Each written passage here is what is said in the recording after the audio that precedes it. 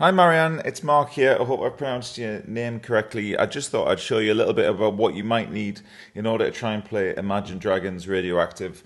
I'm not going to do it exactly like it is in that video, but there are various different ways you can do it. Sorry, I don't know how much you know on the piano, so I hope this helps you. So basically, you're going to need four chords, first of all. The first one's B minor, which is a B, D, and an F sharp. And then the next chord is a D major, which is a D, F sharp, and an A. And then the next chord is an A major, which is an A, C sharp, and an E. And then the next chord is an E major, which is an E, G sharp, and a B.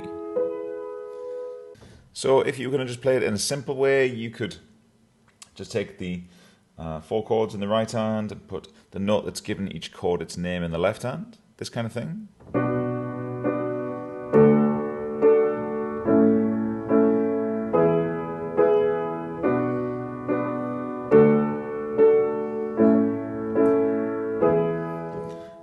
I don't know if you know what a chord inversion is, but it's where we take the notes of a chord and we can put them in different orders. So rather than it being B, then D, then F sharp from bottom to top, you could do them in this way. So then I've put the B on the top now,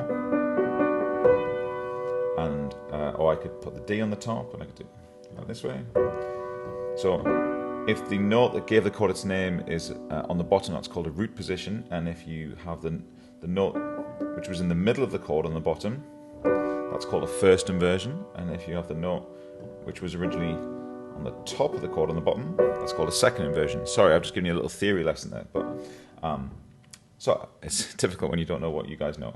So this kind of stuff, rather than playing the D major like this, I could have played the D major like this. So now I've got the A on the bottom. So to move from the first chord to the second chord, all I need to do is move my thumb to the side.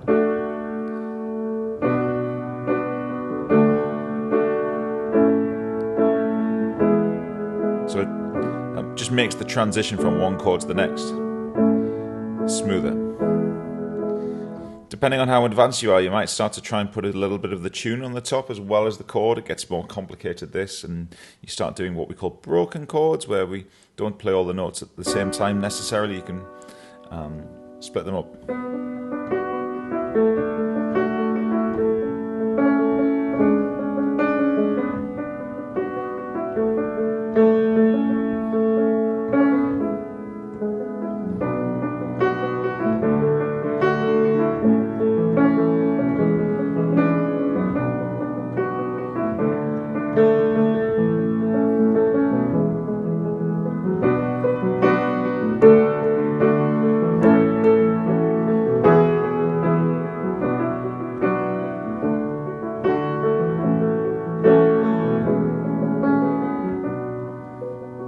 There's all kinds of things you could do. Obviously he's doing like quite fast. All these kind of things, but it's just ways of sounding cool. He's just taking the notes of a chord, doing what we call a broken chord, one after another. You might have heard the word arpeggio. That's the same kind of thing. It's kind of classical speak.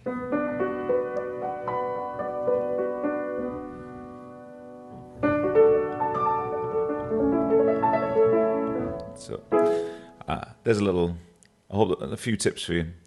Don't worry if you don't want to do the too complicated version for now. Just keep it simple.